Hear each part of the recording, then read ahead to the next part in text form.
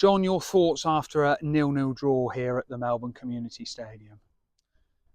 Frustration, and it's not frustration with the players and the way that we've played. It's more conditions again.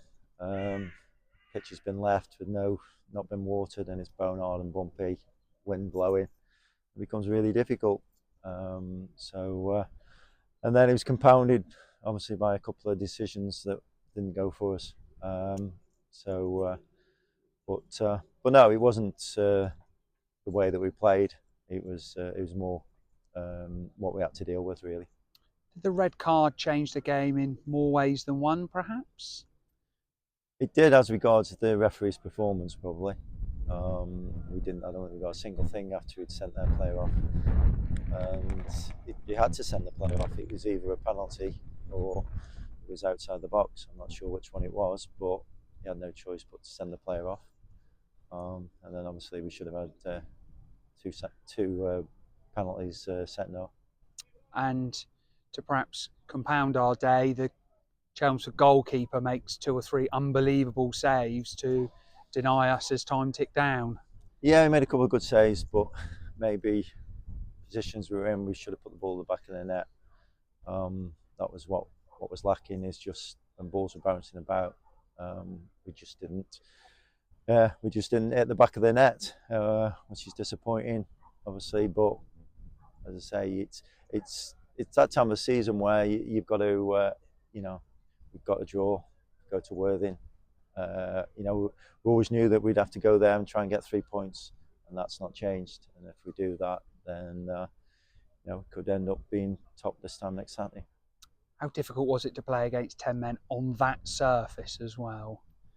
Well, it didn't make any difference. All it meant was they just didn't put anybody forward. They just got everybody behind the ball. And as I say, when you're playing on those surfaces, you've never really got it under control. So them not having an extra man in midfield didn't make any difference. No, it didn't make much difference to the way the game panned out. Before that, we were in control and pressing for a goal. They never really, apart from a couple of occasions first half, really threatened our goal. It was a pretty even first half, but you must be pleased with the way that your side raced out the traps in the second half, and that led to the sending off, and after that point, pretty much one-way traffic, wasn't it?